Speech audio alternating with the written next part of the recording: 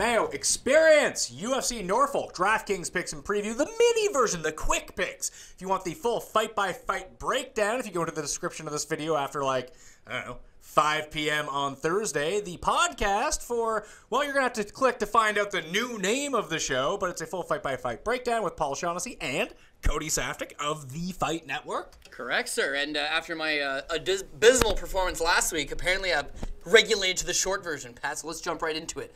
Cesar Ferreira versus Nate Marquardt. I mean, essentially you got both guys that are made out of glass, and I say that lovingly because they have put on very entertaining fights in the past. However, yeah, both guys have a propensity to get finished when they get touched. I'm going to go with Cesar Ferreira here. He's $9,100, and that is a little expensive for my liking. I could definitely see pivoting off this guy. However, Nate Marquardt at this point in time, I got to fade away from him, and I just have a feeling that Cesar Ferreira, little quicker, little stronger, going to get the job done. So we're going to take the gamble on the $9,100 for him. Is that the only $9,000 player you're looking at? Yeah, because slightly under that, we're going to go with Junior Albini. Now, here's the thing with Junior Albini. He's taking on Andrei Arlovski. Now, the same analogy with the man of glass that I just used for the last fight, actually, it does apply to Andrei Arlovski. I mean, he's seen better days. You're looking at a guy now who's lost 5 fights in a row. And the UFC, they love Arlovski. He's a former champion. You know, he's the Pitbull. One of the original Pitbulls, considering how many there are nowadays. People love the guy. He's a fan favorite. But we can't overlook his recent history. And his recent history is not so good. If you touch this guy, especially when you're a big heavyweight, fighting big heavyweights, it's generally a who lands first. And in his case, if he gets landed on at all, he tends to go down. With Junior Albini, he's a young, fresh Brazilian guy, big guy. His last fight against Timothy Johnson. Timothy Johnson is durable. To go out there and put on a performance like that where you knock out Timothy Johnson, that's a feather in your cap. And that's the kind of thing that when you're fighting Andrei Arlovski, if you're an Arlovski fan, you got to worry. So $8,900, a little bit expensive. I do feel confident in Albini, so we'll be rolling him here. All right, so you got a 91, you got an 89. You can't really go too much higher. Is there someone else in the 8,000s then? Yeah, actually, Sean Strickland, $8,700. Okay. Sean Strickland, I mean, he's just a freak of nature. Before, when we saw him fighting on King of the Cage cards, prior to ever signing with the UFC, I mean, he's long, he's athletic, he's a good striker, he gets it done on the ground. But there's always something missing with him when he comes to the UFC. There's always just that little bit of variable. He either has a fantastic performance or he has a performance that just leaves a little bit to the imagination. Now, the guy is not an overachiever. He's not an underachiever, but it's just you know that the potential's there. So recently when I talked about the fact that I got to hang out with Sam Alvey and Chris Curtis, who are a couple guys out of that Dan Henderson Ultimate Training Center, they spoke at length about how unbelievably good Sean Strickland is and how he's going to wow everybody. And when you look at a performance like this, or a matchup like this, I should say, against Court McGee, I mean, it's got all the makings for a star-making performance out of Tarzan Sean Strickland. He's got to come out, he's got to do what he's capable of doing. And against Court McGee at this point is just, he's there to put over, he's an enhancement talent. He's there to put over a good fighter who's got a promising future. Now, there was a time where he was just so unbelievably durable, but those days are starting to catch up with him. So I think Sean Strickland gets the job done, $8,700, definitely willing to play that. All right, let's go to the bottom of the card then. Yeah, well, as you mentioned, now that I've used $9,100, $8,900, $8,700, where are the value plays? We're going to start with Clay Guida taking on Joe Lozon. This is a fight that could have theoretically happened at any point in the last number of years. Both guys have been fighting for the UFC for quite a long time. But it seems like in this day and age, both are still dangerous, both still got some merit to them, but in a matchup where they're getting paired off now, I think Clay Guida's just got a little bit more in the gas tank.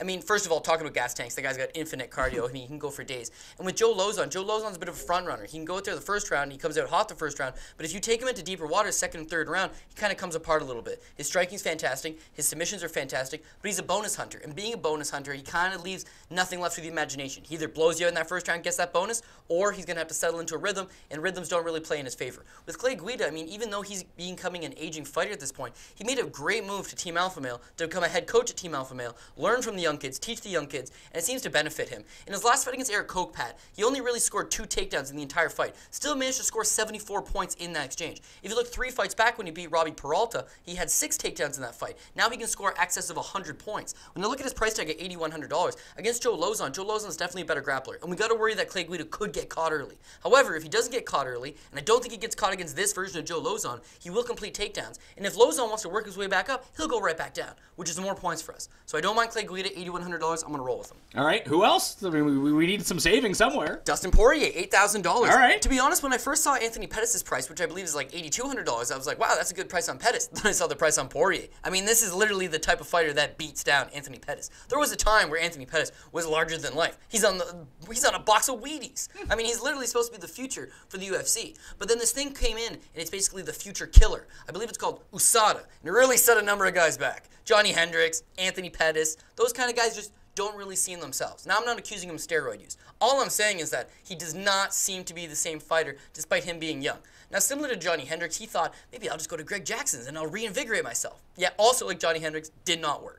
Now, the thing is, if you're aggressive, if you close the pocket, if you march forward, if you push him up against the cage, if you've got a serviceable takedown game as well as decent striking, and you're just an strong, brawling type fighter, then you're going to eat up Anthony Pettis. We've seen him struggle mightily with these kind of guys. And that's what Dustin Poirier is. The guy's young, he's hungry, he wants to get to that championship level, he's got the skills, he's just going to back it up. And I think this is a great matchup for him. $8,000, he averages 82.8 points per start, so he's pretty good on averages. And if he doesn't knock out Anthony Pettis, and let's face it, Anthony Pettis is very durable, he still should be able to march him back with the strikes, get some takedowns, and score enough points up for $8,000. Most definitely worth it. All right, so you've given me 5 people, and they're all $8,000 or above.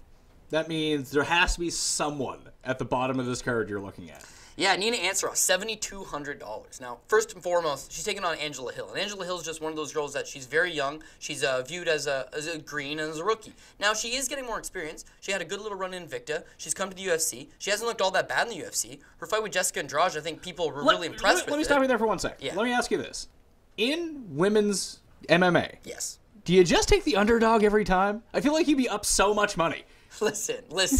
I'm going to get into the whole Joanna situation with Paul because that in itself could be a podcast. Devastating. But you're going to touch that on the pod? 100%. All right. But yeah, it's not like you just take the underdog. However, you have to realize that there's just a lot of these girls have holes in their game, and you can exploit those certain deficiencies that they have. And in Angela Hill's case, she seems to have a little bit of a deficiency in the takedown defense department as well as submission defense. Nina Ansaroff's girlfriend is Amanda Nunes, who's the current 135-pound champ for the UFC. She trains at American Top Team. She's got a very serviceable grappling game. And in her last performance, you see her go out there, and in the third round, where most fighters are starting to get tired, whereas most fighters fall into a rhythm or a routine, or they're just not really actively pushing for that finish if they think they're up on the scorecards, she goes in, she gets a third round submission.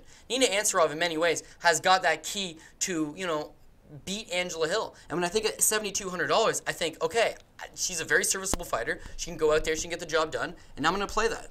All right. That'll do it on the Pat Mayo Experience mini version with Cody Saftic. Check out Cody and Paul on the Pat Mayo Experience podcast feed on iTunes, Stitcher, Podomatic, Audio Boom, and Google Play. Doesn't matter your device. You'll get the full fight-by-fight audio version. And you picked Bisping last week, and Paul picked GSP. Yeah, no, I know. That's why I gotta pay the piper. Is this gonna be bad news for you? No, he went out there and he guaranteed George was gonna win. It sounded like he was right. I know. It was right. It was like the Jets quarterback that was like, I guarantee we're gonna win. Joe Namath, Super Bowl III. I should know that because Joe Namath is actually a big name player. But he played in that game like 20 years before you were born. Yeah, but who guarantees something and then is right? That's so bold. That's like the big Bambino saying this is gonna be a home run and hitting it. And Paul, he hit that home run. So you're looking for a rebound week? Yeah, I gotta have a rebound week. Listen, I mean, every now and again, you're just gonna have one of these cards that things don't go your way. And Walt Harris gets himself DQ'd. That killed me. Is that what happened? I don't watch this stuff, but is that because you were huge on Walt Harris? You know what's crazy? Against that God beer guy who just were like, he's the crummiest guy in MMA. He's so crummy, but he just like literally. But that's what we talk about banana peel. That's what we talk about. Like you don't pay 10-1 for somebody because anything could happen. Walt Harris is kicking the crap out of him. The ref is like, whoa. Walt Harris just finished his combo, which is I think right hand to a left high kick. Left high kick.